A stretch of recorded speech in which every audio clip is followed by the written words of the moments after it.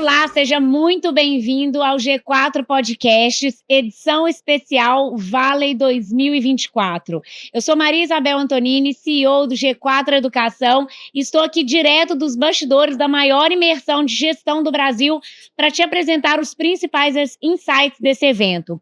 Hoje, meu convidado especial aqui no Vale de Gaut é sócio sênior e Global Head de Equity Capital Markets do BTG Pactual, Fábio Nazari. Seja muito bem-vindo ao G4 Podcasts. Obrigado mesmo, obrigado a vocês, obrigado pelo convite. Acabou de descer do palco, né, Fábio? Exatamente. Uma baita aula. Eu já fui de mercado financeiro também, e em relações com investidores. E eu gosto de relembrar que quando eu fui de mercado financeiro, e obviamente você viveu isso também, eu passei por mercado financeiro naquela época onde os astecas achavam que ter agência era interessante, você lembra? Lembro bem. Exatamente, e eu trabalhava em relações com investidores, então na divulgação do trimestre, uma das métricas que a gente gostava de divulgar era o número de agências. Então eu trabalhava no Itaú. Sim. E aí a gente falava, nesse trimestre abrimos 300 agências, o Bradesco abriu só 250, aí todo mundo comemorava, sabe? Era um negócio... Não tinha banco digital, não é mesmo? Como é que mudou, né? Exato, porque de fato mostrava pujança, né? Capilaridade, presença. Só que assim, CAPEX altíssimo para abrir, OPEX altíssimo para rodar, cliente entrava puto e saía mais ainda.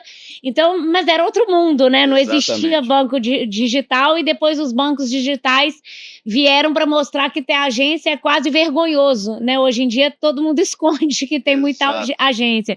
Então é engraçado como é que o perfil de banco, de mercado financeiro, de usabilidade de forma geral mudou, né? Como é que teve disrupção, e sei que você viveu aí não só isso, mas outros grandes desafios de macroeconomia, de inflação. Então, é um prazer ter você aqui com a gente. Obrigado, prazer compartilhando um pouquinho da sua experiência. Quer se apresentar rapidamente aí para o pessoal? Vou sim, Mesa. Obrigado mais uma vez ao G4, a você. Eu sou responsável pela parte de Equity Capital Markets, né, que é basicamente a mercado de capitais de renda variável. Então, para a gente poder assessorar empresas e empresários a acessarem o mercado de capitais por meio, seja de abertura de capital, quem acessou já a bolsa, já abriu o capital da sua companhia para fazer o que a gente chama de ofertas subsequentes, né? O anglicismo desse setor é enorme, então o pessoal fala muito, né? IPOs e follow-ons, mas essencialmente a minha área trabalha neste segmento. É uma área generalista, então a gente acaba vendo um grau de setores muito diverso, né? Você estava falando um pouco aqui da mudança e do desenvolvimento do setor financeiro. A gente viu isso acontecer em N outros setores. Então a gente já trouxe aí desde empresas de consumo, varejo, finanças, saúde, infraestrutura. Então cada uma tem seus desafios, né? Cada setor tem seus desafios.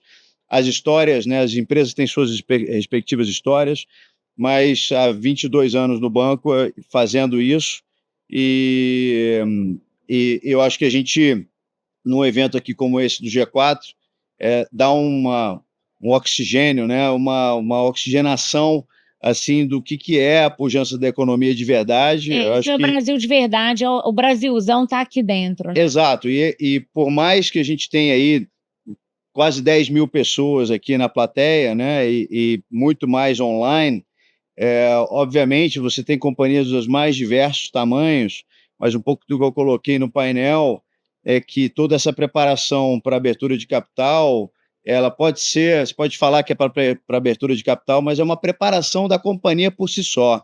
E isso é que faz diferença, independente do tamanho que a companhia esteja. Mas eu vou parar um pouco aqui, porque eu sei que você tem um monte de pergunta para fazer. Legal.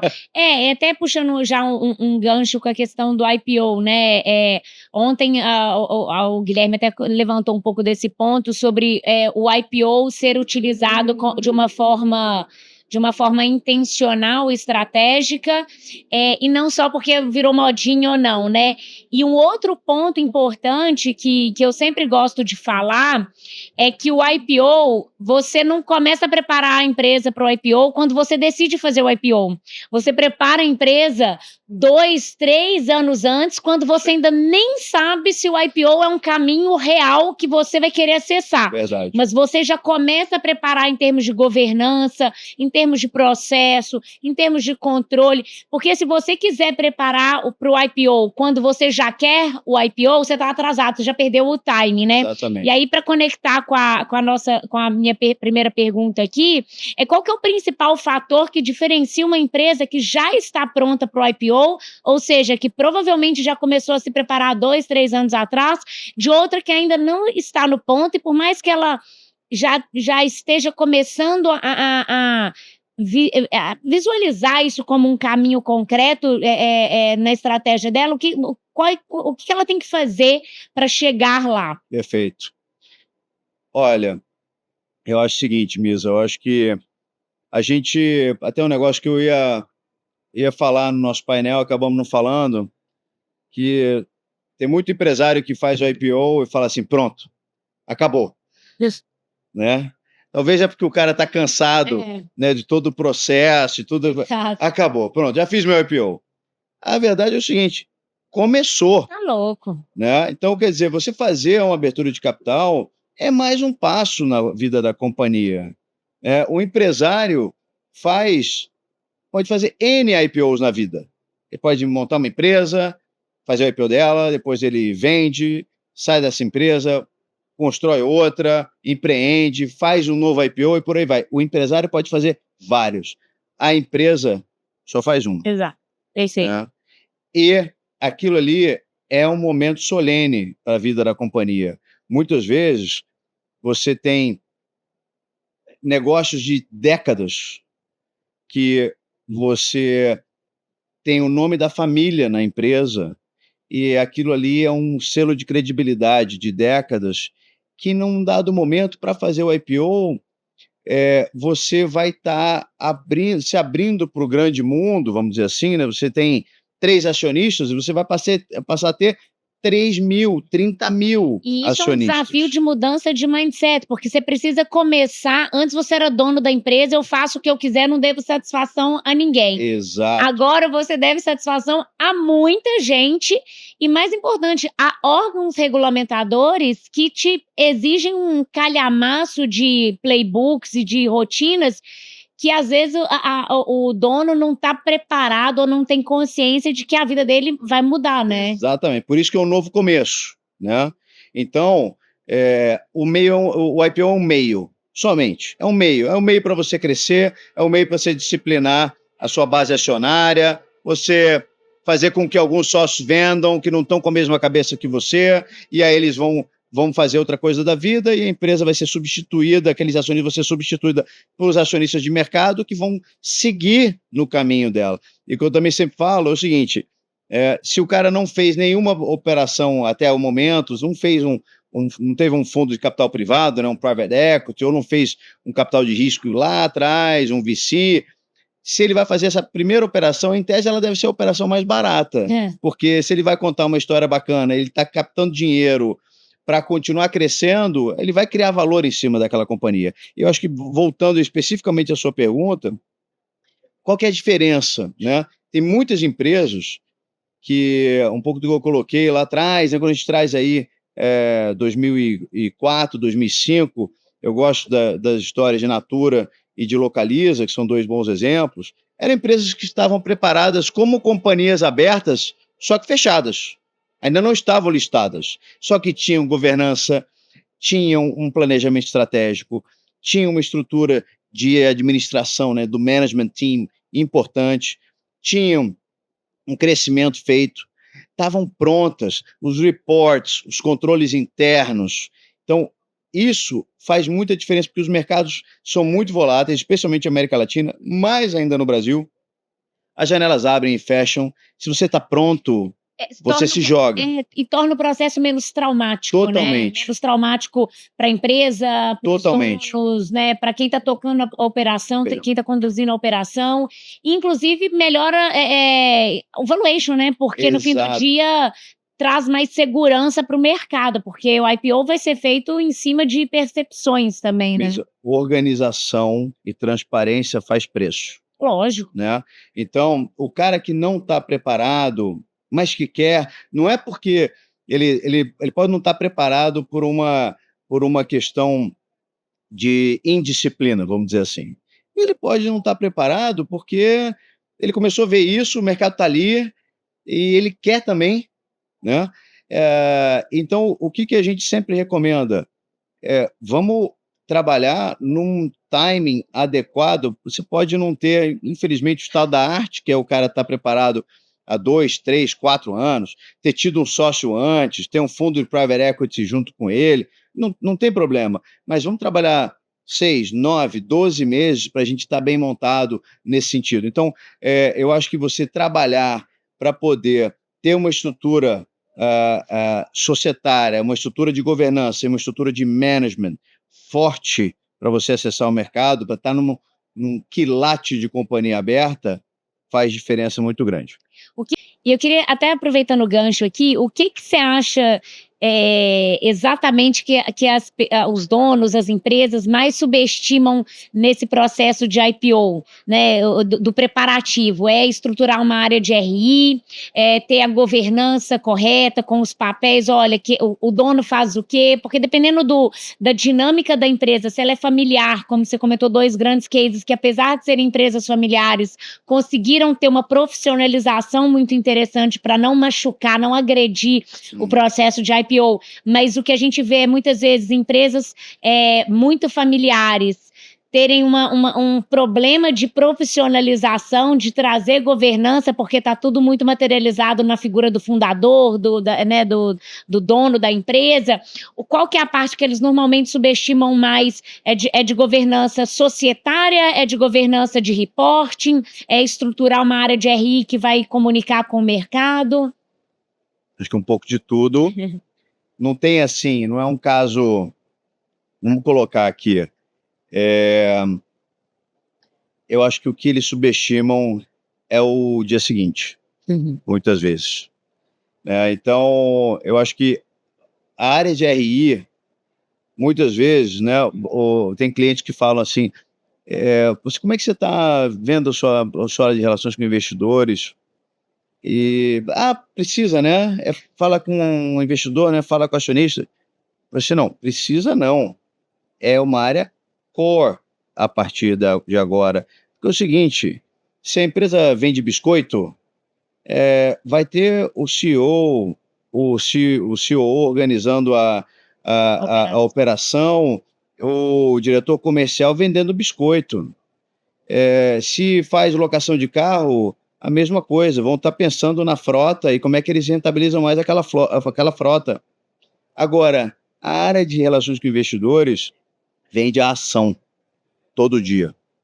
E a ação é o que tem de muito valioso, porque uma ação valorizada, ela cria a possibilidade de você fazer movimentos de consolidação, você valorizar o patrimônio dos acionistas. Então, isso é uma área que ela corre em paralelo, que muitas vezes os clientes não têm tanta, até porque não conviveram com isso, não precisam disso, não precisavam disso até o momento, e não dão tanta atenção necessária a isso. Por quê? Porque você tem que estar falando com o seu acionista novo o dia todo dia.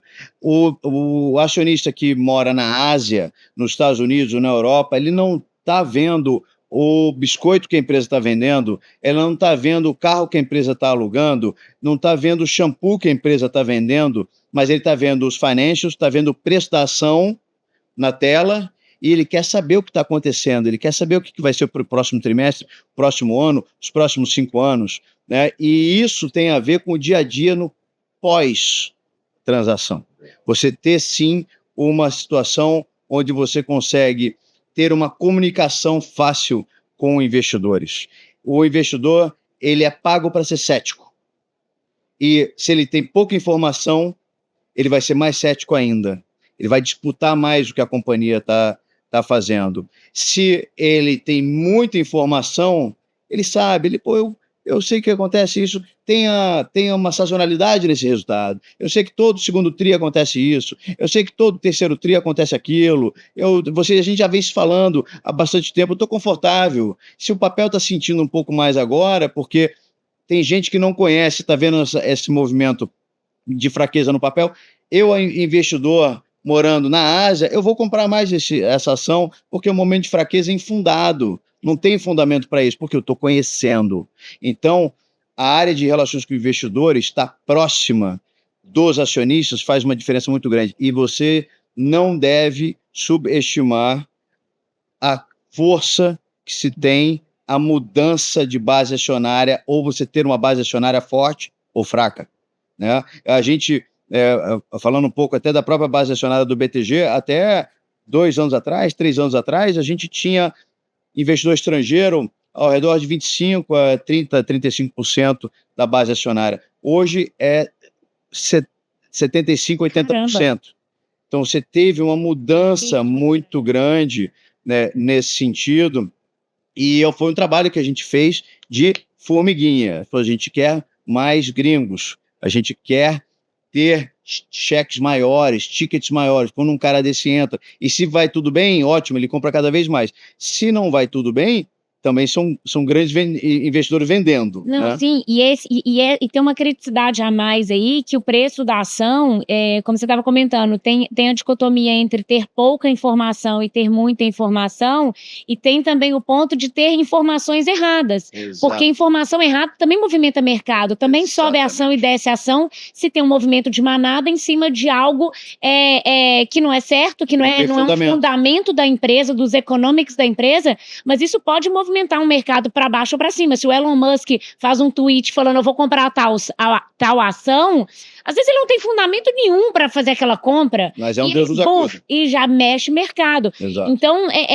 existe pouca informação, existe muita informação e existe a informação errada, para bem ou para mal, que o RI tem que estar ali sempre gerenciando. E quando você fala de investidores de fora, estrangeiros, ainda tem o agravante, que é a percepção deles do mercado enquanto país. Perfeito. Que independe também dos fundamentos e dos economics da empresa. Então, sua empresa pode ser a melhor do mundo, sólida, com austeridade, uma boa gestão, boa governança. O gringo olha o Brasil e fala, ih, vai dar merda.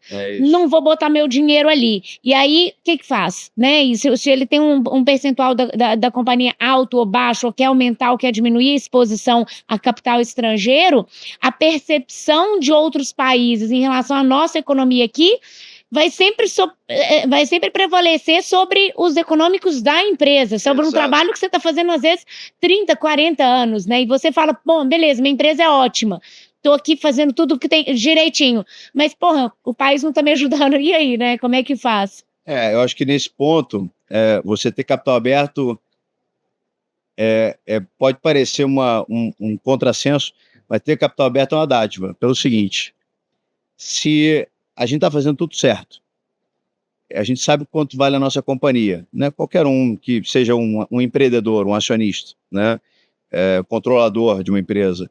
Bom, estou fazendo tudo certo, sei quanto ela vale, sei quais vão ser os resultados.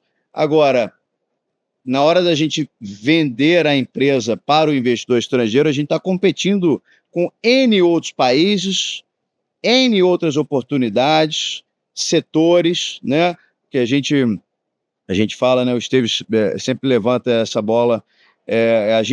O que eram os mercados emergentes na década de 90, né? Era Brasil, China, México, Tailândia, Rússia, etc. A gente foi trocado pelos mercados emergentes de AI, né?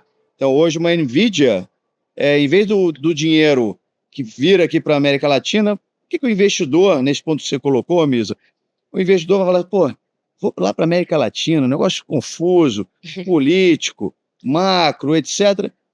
Esse dinheiro extra, esse alfa no meu retorno que eu vou gerar, eu consigo fazer aqui uma empresa americana que está bombando, né? Então, uma parte do dinheiro foi para lá. Essa briga, né, é importante. E aí o que acontece? As empresas aqui sofrem com isso, porque você não tem essa demanda extra, esse fluxo de dinheiro que deveria vir para cá, foi para um outro mercado emergente, o mercado emergente de tecnologia. Mas aí o que acontece? Quando esse dinheiro sai daqui e o papel sofre ex-fundamento da companhia, o que a gente deveria fazer como empresário? Comprar ações de mercado. Então, a gente aumenta a participação. O empresário pode usar o seu caixa, ele fez um IPO, vendeu X milhões de reais da companhia a 10 e a empresa dobrou de tamanho e ela está valendo 8. O que é melhor ele fazer? Ele comprar uma boa parte das ações que ele comprou, claro, não fechar o capital, né? Mas usar programa de recompra, usar a empresa para comprar as ações e ele comprar as ações.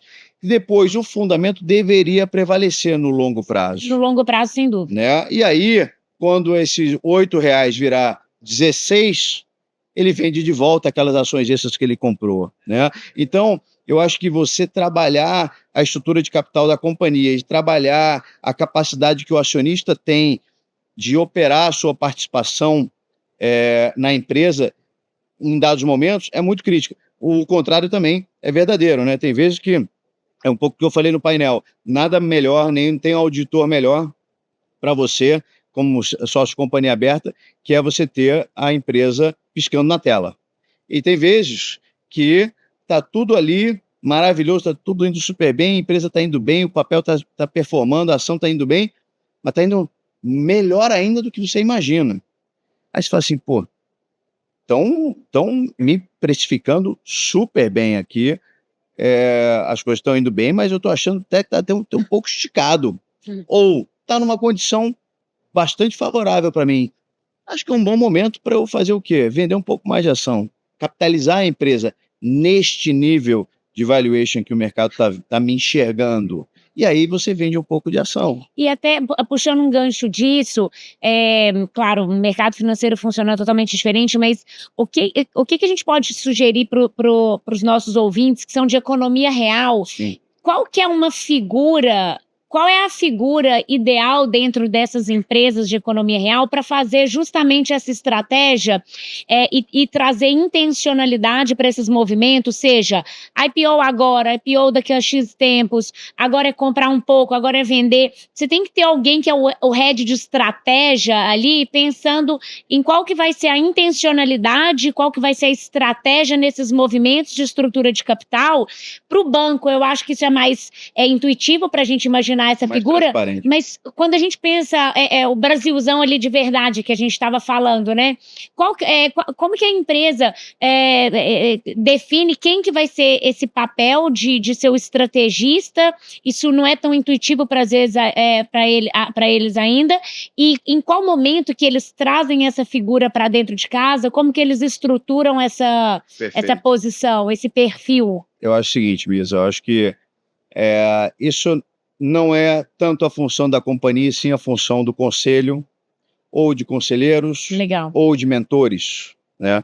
Eu acho que, inclusive, no tamanho desse evento aqui, a gente vê qual que é a força que o G4 tem como mentoria desse tipo de empresário que precisa desse tipo de, que a gente chama de zoom out, né? Porque o empresário, ele está ali querendo fazer mais do mesmo, querendo ganhar dinheiro, querendo crescer a companhia, né? Então, quando a gente vê esse movimento, ele está ali enfornado dentro do dia a dia dele, nem sempre ele consegue desconectar, olhar a floresta, né? Ele está focado ali nas árvores, tentando, né, podar um pouquinho ali para abrir o caminho dele, para ele poder seguir, para ele poder crescer.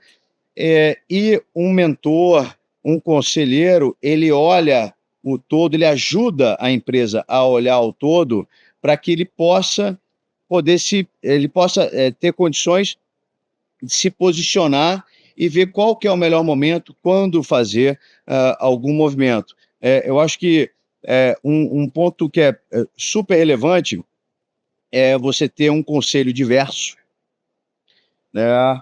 Seja de aptidões, né? Seja de diversidade de sexo, você ter aí um pool de pessoas com cabeças backgrounds diferentes, com backgrounds diferentes, para que você possa, de fato, conseguir olhar sobre todos os prismas. Nem sempre você consegue, nem sempre a empresa tem tamanho para isso, né? Você não consegue ter... acessar essas pessoas também, né? Atrair, né? O ideal é que eu tenha 8 conselheiros na minha companhia, não vai ter condição, não tem condição de pagar, mas se tiver 2, se tiver um mentor, né? Eu acho que esse tipo de situação é muito importante para que você faça esse exercício do zoom out, sabe? E aí possa olhar o todo e ver onde que você deve focar mais o seu plano de crescimento, proteger as suas deficiências, corrigir as suas deficiências. Tá? Legal. Aqui no G4, perfeito, né? A gente se propõe a cumprir um pouco desse papel no momento que a empresa ainda não tenha uma estrutura robusta o suficiente para acessar isso. Inclusive, foi assim que a gente criou um dos nossos produtos, que é o Scale. O Scale, ele funciona como um board, que a gente cria um conselho consultivo entre os empresários. Perfeito. Porque no fim do dia, não importa o que você venda, se você vende serviço, se você vende produto, existe um pareto de problemas ali, uns 80% que vai ser turnover, cultura, macroeconomia. E aí, assim, beleza, tem 20% que pode ser que alguém que mexa com, sei lá, importação, aí vai eclodir uma guerra lá na Ucrânia, o câmbio vai subir, vai dificultar o movimento de receber produto, aí tudo bem, mas é 20%. Os outros 80%, todo mundo passa a mesma coisa, todo mundo toma os mesmos socos na cara todo dia. Então a gente forma um grupo de empresários, de 12 ou 13 empresários, que a gente chama de board meetings, e eles vão trocando experiência entre si. Porque, de alguma forma, ou eles mesmos já viveram esse problema e conseguem ajudar uns aos outros, ou pelo menos você ouve um problema que você ainda não viveu e já consegue ter 12, 13 pessoas. A caixa de ferramenta. Exatamente. Então esse produto ele nasceu de uma latência, de uma dor latente que a gente percebeu nos nossos alunos, de terem essa solidão, de falar, cara, eu não sei, eu ouço um podcast aqui, eu ouço uma coisa aqui, mas eu não sei por onde começar. Inclusive para o meu problema específico. Exatamente. Então esse produto nasceu de uma resposta do que eles traziam para a gente recorrentemente. Não, eu acho isso crítico, importantíssimo, porque isso me traz uma lembrança de toda vez que a gente vai discutir com os clientes o momento de acessar o mercado. Tá? E, claro, são empresas grandes, já multimilionárias, bilionárias de receita, de geração de caixa, etc. Mas a história com o empreendedor é sempre a mesma. Qual que é? A gente fala, olha, o mercado está bem, eu acho que dá para a gente sair, estamos preparados e tudo. Então, valuation da empresa, né, a valorização vai ser mais ou menos por aqui ou por ali. Vamos lá? Aí o cliente fala o seguinte, assim, olha, tá tudo certo, mas sabe o que eu acho melhor? Não vamos fazer nada agora, não. Vamos daqui a 6 meses ou 9 meses, porque aí eu vou estar realmente na ponta dos cascos. Aí eu vou estar perfeito. Porque o empreendedor que está indo muito bem, nunca é suficiente, porque é muito legal. Na frente eu vou conseguir puxar mais valuation, sempre parece que vai estar melhor. Pode ser o contrário, né? Pode ser. Esse aqui é um pouco daquilo que eu falei no painel. A gente não escolhe a janela é que escolhe a gente tem que estar sempre pronto. Pode não ser o ideal ali, mas olha, mas a gente está pronto. Tem uma janela aqui? Vamos. Porque a gente não sabe quando que vai fechar a porta ou a janela. E aí, ele fala assim, daqui a 6, 9 meses, ele tá tudo bem, então vamos segurar daqui a 6, 9 meses. Aí vai daqui a 6, 9 meses, então vamos? Não, mas olha, se a gente fosse mais 6 meses, eu vou ter uma planta nova, vou ter uma linha de produto diferente e tudo. Aí nunca vai. Por quê? Porque o empreendedor, ele está focado nisso. É um pouco do que eu estou colocando, que ele está imbuído da responsabilidade dele de crescer a companhia. E você ter esse tipo de apoio, independente do tamanho da companhia, as grandes já têm condições de ter conselhos, etc. Mas aqui, as empresas que são público de vocês, nem sempre, é muito importante ter um cara puxando a orelha do empreendedor, falou assim, cara, olha só, a gente está com céu de brigadeiro já há 2, 3 anos, uma hora vai aparecer alguma nuvem. Então, vamos agora? E você desconecta isso. É importantíssimo. É igual operar na bolsa, né? Todo mundo fala assim: "Ah, não vou vender agora não, porque tá subindo, tá subindo. Não, vou esperar subir mais um pouco, vou esperar subir mais pouco". Dólar, às vezes, as pessoas falam: "Ah, não vou comprar dólar agora não, porque vai cair mais, vai cair mais". Você tem que entender o conceito de valor médio ao longo de muito tempo, Exatamente. porque você vai esperar acertar aquele da mosca ali, sabe? Não tem E aí como. você fala: "Não, vou esperar o dólar tá na mínima histórica para comprar". Você nunca vai acertar. Exatamente. Então, e aí o IPO é a mesma coisa, vai esperar as condições, o alinhamento de planetas perfeito, você pode perder uma janela interessante que não volta, né? Exatamente. E eu acho que é o que eu sempre coloco, em tese, se tudo que a gente está contando de história para o investidor, procurando vender a companhia, valorizá-la, e a gente fazer com que o IPO dê certo, isso necessariamente, o IPO deveria ser a operação mais barata que o empreendedor está fazendo, porque se ele vai crescer tanto a receita, se com aquele dinheiro novo ele vai gerar retorno, é capaz da gente ver a companhia num outro patamar de valuation daqui a 1 ano, 2 anos, 3 anos. Aí sim ele faz outra operação, capitaliza um pouco mais ou vende um pouco mais a ação, faz um outro preço, num outro patamar de valuation muito mais alto do que é o IPO efetivamente. Legal. E falando sobre valuation, como é que o planejamento de valuation é conduzido para você garantir que o preço máximo das ações atrai os investidores e, ao mesmo tempo, maximize os ganhos para a empresa? É uma arte. Eu acho que não é. Eu acho que você tem aí, né, várias metodologias onde você projeta os resultados futuros da companhia, você projeta a necessidade de capital, a necessidade de caixa que a empresa vai ter, quais são as avenidas de crescimento que a empresa tem hoje e possa vir a ter depois de uma capitalização. Então você faz toda uma análise bastante complexa, onde você, não tão complexa, mas mais completa do que complexa, onde você também parametriza com empresas que são parecidas com ela, que são listadas já ou no Brasil ou fora do Brasil. Então você bota tudo isso dentro de uma panela, vamos dizer assim, você mexe a panela, só que você tem que encontrar um ponto ótimo, que eu sempre brinco, é o seguinte: ele é um preço, para você fazer o IPO, ele tem que ser um preço ligeiramente desconfortável para quem está vendendo e ligeiramente desconfortável para quem está comprando. Perfeito. O cara que está vendendo fala assim: pô, podia vender um pouquinho mais alto, né? Poxa, estão me pedindo um descontinho um pouco maior.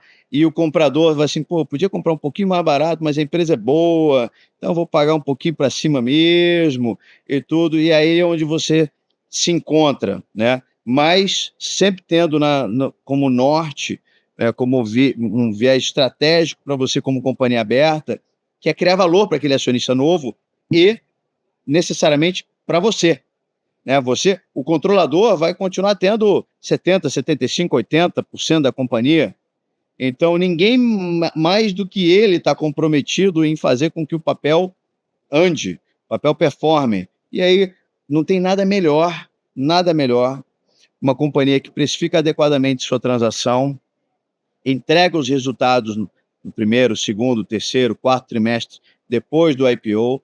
5 anos depois você nunca sabe, né? O mercado vira, a empresa muda, acontece muita coisa, mas os primeiros trimestres ou primeiro ano, se você precifica adequadamente e entrega os resultados que você foi lá com o investidor, se comprometeu, fala: olha, eu estou vendo que a gente está indo nessa direção e você vai exatamente nessa, você vai ter uma capacidade de acessar capital daqueles mesmos investidores que compraram seu IPO para sempre. Recorrentemente, exato. Porque o cara vai falar: pô, você veio aqui, eu te conhecia já antes de você ser listado, você era preparado, você era organizado, você tinha governança, você tinha os mentores corretos, você tinha os conselheiros corretos, você tinha um business plan incrível, você me vendeu isso, eu comprei. Depois do primeiro trimestre você cumpriu o que você tinha falado, o segundo também, terceiro também, quarto também. A hora que você quiser dinheiro, você passa a mão no telefone, me liga, que numa próxima operação a gente vai estar lá. Você passa segurança, né? Muita. E aí, falando de valuation, você comentou, né? Parte dessa ciência da panela de premissas e parâmetros que a gente joga Uma delas é olhar benchmarks de mercado, seja no mesmo local ou fora. E talvez, quando a gente fala de inovações ou mercados, disrupções de mercado, o problema desses valuations que a gente viu aí num passado não tão distante, de valuations extremamente deslocados da realidade, dos economics e dos fundamentos da empresa, tenham vindo disso daí, né? Eram disrupções de mercado, vendia-se muito sonho, muitas promessas, ou over-promise, né? E normalmente deveria ser o contrário, é under-promise e over-deliver. Ali estava o contrário, né? Era um over-promise de um modelo de negócio que, às vezes, quando você ia espremer, não saía suco, mas que tinha muito oba-oba em volta daquilo ali, que gerou distorções de mercado seríssimas de valuation, que depois veio uma pandemia, que tudo bem, ninguém poderia prever, foi um cisne negro aí que a gente viveu, mas o que aconteceu, né? E crises, eles acontecem de forma cíclica, não é uma pandemia, mas vai ser um Lehman Brothers antigamente, em 2008, vão ter pontos da história que são cisnes negros que a gente vai vivendo, e aí a maré baixa, e aí a gente vê que tinha muita gente nadando pelado, né? Então, tamanha a importância e a criticidade de um valuation bem feito, bem estruturado, não só para não causar uma crise de mercado, que a gente viu, seríssimo, e o segundo, para esse ponto que você trouxe, de você trazer segurança para os seus investidores, de que eles podem continuar colocando dinheiro quando você precise, porque você tem uma sustentação do seu case, né? Porque a tese, ter uma sustentação de tese, ela é muito importante quando a gente fala de mercado de capitais. Exato. Senão é a crise de amanhã, né? Valuations e teses muito frágeis hoje causam as crises de amanhã. Isso aí. Eu acho que a gente teve toda essa questão relativa a um excesso de liquidez em mercado global, né? Dinheiro barato, né? Dinheiro barato, né? Com dinheiro, o custo é zero, o custo do dinheiro é zero, o sonho vai para o infinito, né? Assim como os valuations. Então, eu acho que o ponto mais relevante aqui é claro que muitas vezes você acaba tomando o benefício daquele momento, né? E aí fazendo as suas operações. Mas o mais importante é você ter fundamentalmente a sua projeção de longo prazo, sua estratégia de longo prazo bem montada. A sua relação com o investidor, o novo acionista, depois que você abre o capital, o preço ele é consequência do que você está entregando no dia a dia. A empresa está vendendo mais, a empresa está tendo mais margem, a empresa está desalavancando. Então, o preço ele se ajusta no tempo. É claro que quando você está com um mercado muito eufórico, os barquinhos todos estão, né, muito altos, né? A maré baixa, todo mundo sente, mas quem tem fundamento, né, quem tem o barco mais sólido, né, o melhor casco, maiorzão, né, está pronto para as intempéries, ele sobrevive, ele vai mais para frente, né? Outros podem afogar, né? Podem acabar indo, né, submergir, porque eles não têm uma estrutura que estava fundamentando o plano de crescimento dele. Tá? Então, eu acho que quando a gente olha esse ambiente volátil, nada supera a consistência da entrega do business plan que você se propôs com o investidor. Porque o investidor está vendo isso, ele está vivendo, ele está no mesmo mar que você. Né? Ele está no mesmo mar. Então ele sabe o que é fundamento, o que é técnico, o que não é fundamento. Mas ele quer estar alocado em empresas boas. Sólidas, né? Então, gestão sólida, números sólidos. Com transparência, com infraestrutura, com números que estejam condizentes com o que já foi colocado para ele. Tem investidores de longo prazo que a gente visita nos Estados Unidos, na Europa, que eles têm 10 anos de notas das reuniões que eles fazem com as companhias abertas. Tá? E hoje tudo vai virar AI, né? O cara vai apertar um botão lá, vai sair o resumo de tudo que ele Exato, mas a AI só vai poder processar isso porque existiu o banco de dados. Exato. Ele se atentou em ter o banco de dados. E o cara a empresa fez o IPO, sei lá, em 2010, ele tem as notas dele de antes do IPO, depois do primeiro trimestre, depois do segundo trimestre, depois 2 anos depois 3 anos depois, 5 anos depois, e ele vai, assim, você lá atrás você me disse isso, e agora você está entregando aquilo para cima ou para baixo? Vai disputar isso. Legal.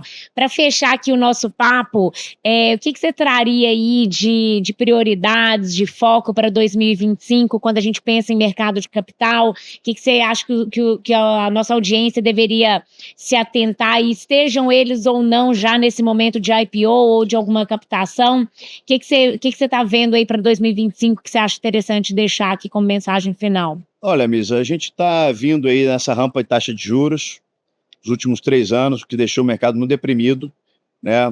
Avaliações deprimidas, fluxo de recursos para renda variável muito baixo, para não dizer saídas de recursos, para falar a verdade. E eu acho que agora a gente está começando a ver, a gente está saindo do túnel, a gente está vendo a luz. Eu acho que nos Estados Unidos a gente já vê aí uma sequência de taxa de juros para baixo, né? Mas ainda tem mudança de governo, então a gente tem que ver se esse governo lá fora vai ser mais inflacionário ou não, e se for mais inflacionário, talvez o ritmo de juros para baixo seja um pouco diferente do que os mercados estão precificando agora, que são reduções contínuas. Ao mesmo tempo aqui, eu acho que o Brasil ainda precisa fazer um pouco mais de dever de casa no fiscal, e isso está fazendo com que os juros ainda suba.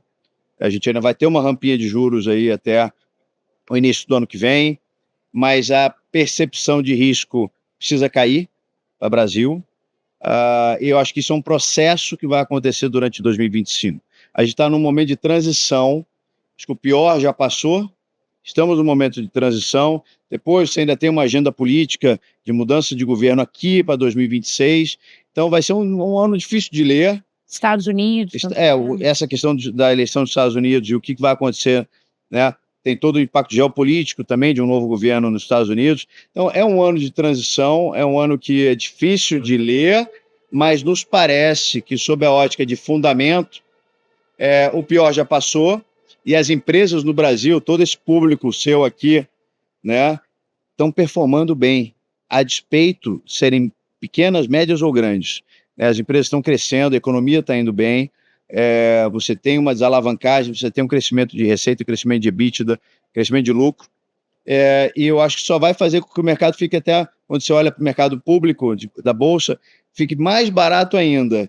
Se o ambiente de juros e o ambiente geopolítico ajudar, eu acho que o Brasil é uma das praças mais atrativas dos últimos 10 anos, para que um investidor estrangeiro coloque capital aqui, e a gente sabe que quando um investidor estrangeiro vem, ele levanta a maré, levanta todos os barcos, e depois vem os locais, e aí a gente entra num ciclo virtuoso. Estamos um pouquinho longe disso, mas eu acho que de hoje a 12 meses a gente vai ver uma mudança de direção mais sensível. Legal.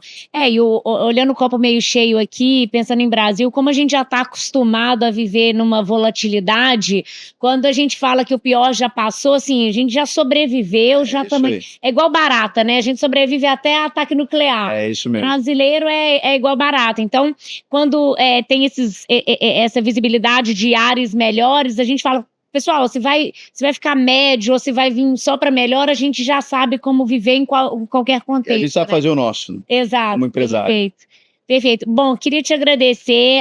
A ideia aqui era fazer um podcast pocket no meio do evento, mas, assim, tá até difícil seguir a pauta do time aqui, porque a gente podia ficar 2, 3 horas. Vou fazer questão de te convidar para um podcast lá no G4, para aí sim não ter relógio marcando, porque a gente tem muito assunto, muito papo bom para trocar aqui. O maior prazer, eu que agradeço o convite. Estou sempre à disposição de vocês, o que a gente puder estar próximo do G4 e poder ajudar toda essa clientela de vocês aí, esses milhares de empreendedores brasileiros, a gente está pronto. Claro, obrigada, conta com a gente também. Obrigada, pessoal, pela sua audiência. Não esqueça de entrar no feed do G4 Podcasts no Spotify, nos curtir e nos seguir. Valeu, obrigada, pessoal.